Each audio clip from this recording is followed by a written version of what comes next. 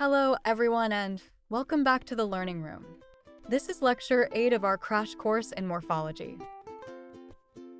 In this lecture, we will study morphological types of languages, how languages differ in the way they form words and express grammatical meaning.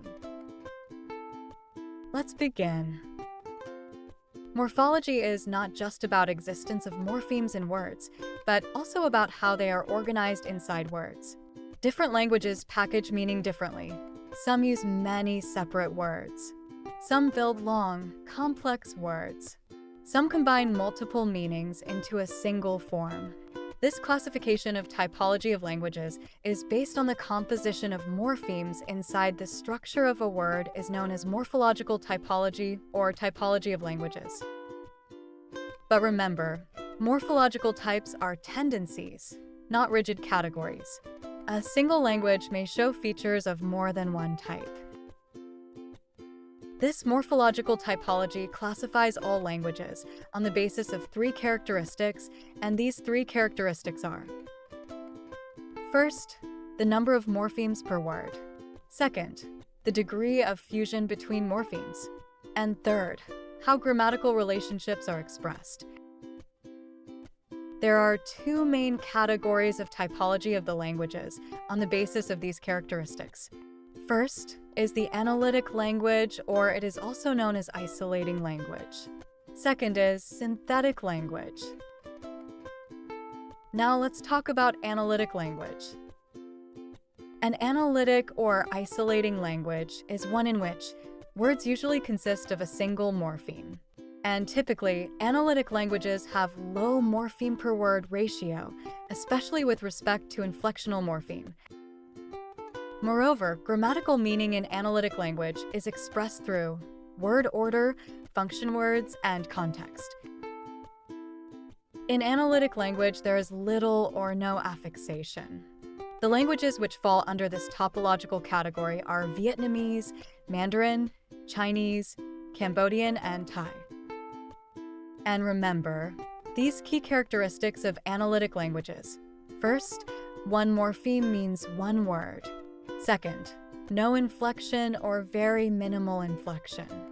Third, fixed word order. Let's discuss now the second category, and that is synthetic language. In synthetic language, a word is made up of several meaningful elements, means multiple morphemes. Affixes are easily attached to other morphemes. These languages have a high morpheme per word ratio. These languages are numerous and well attested. Most Indo-European languages are synthetic, like Arabic, Sanskrit, Hindi, Persian, Italian, French, Portuguese, Spanish, Romanian, and Russian. As synthetic languages allow a word to take up many morphemes. Because of this feature, these languages are further subdivided into three typological category or subtypes. 1. Agglutinative language. 2. Fusional, inflectional language. 3. Polysynthetic language. Now let's discuss them in detail. An agglutinative language forms words by adding multiple affixes, where each affix expresses one grammatical meaning, and morpheme boundaries are clear and stable, and words are easily divided into their components. In agglutinative language, morphemes remain unchanged after their union in every aspect. Turkish, Japanese, and Korean languages are agglutinative languages. The key characteristics to remember for these languages are: 1. One morpheme able to perform one function in one time. 2. All the affixes used in one word are easily segment-able, means we can easily separate them. 3. Word can be long but transparent, means boundaries of each morpheme inside the structure of word is clearly visible. Next is fusional language or inflectional language.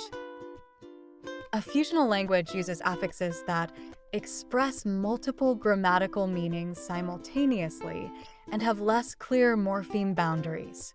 For example, Pashto, Punjabi, Bengali, and Arabic languages are fusional languages because they take up many affixes, but it is a bit hard to separate them.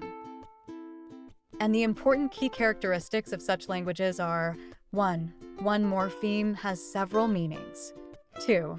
Affixes may change form in the structure of a word. 3. These languages have the tendency of high degree of inflection. And the third category is polysynthetic language.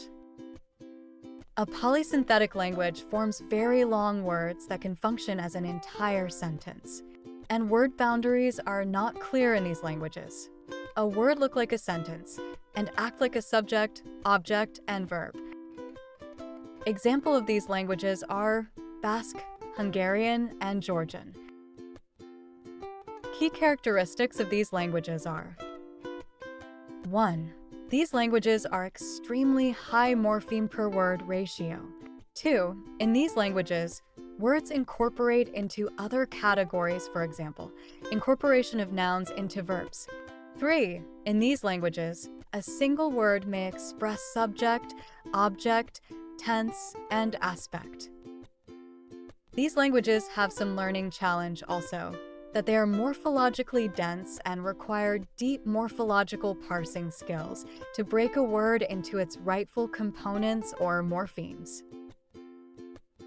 This comparative table presents a clear picture of all typological categories and their characteristics. First, isolating analytic languages. Isolating languages have one morphemes or very few morphemes in the structure of a word. Morphemes boundaries are very clear. Chinese is a commonly cited example.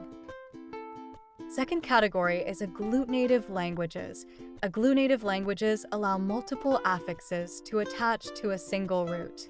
Morpheme boundaries remain clear and segment-able, making these languages highly transparent for morphological analysis. Turkish and Japanese exemplify this type. Third category is fusional, inflectional languages. In fusional languages, a single affix often encodes multiple grammatical categories simultaneously, such as tense, number, person, or case. As a result, morpheme boundaries are less distinct. Classical languages like Latin and modern languages, such as Spanish, fall into this category. Last and fourth category is polysynthetic languages. Polysynthetic languages are characterized by an extremely high number of morphemes per word, where a single word may function as an entire sentence. These languages often show noun incorporation and complex verbal morphology. Inuktitut is a well-known example. There is another category of languages, which is known as mixed typology. These languages have hybrid typology. Means these languages do not clearly fall under any specific category. Their features show that these languages belongs to more than one typological categories of languages, called mixed typology. Like English language, it has isolating characteristics, for example, will go, and then fusional characteristics, for example, walked. And lastly, agglutinative features on happiness. Therefore, typology describes dominant tendencies, not fixed labels. Morphological typology is important because it helps us 1. Compare languages systematically, 2. Understand language learning difficulty, 3. Analyze historical language change, 4. Improve translation and linguistic theory, and lastly, it provides a framework for analyzing word structure across languages. That's it for today's lecture. Thanks for watching. Stay tuned for the next lecture. Your room to learn is just a click away.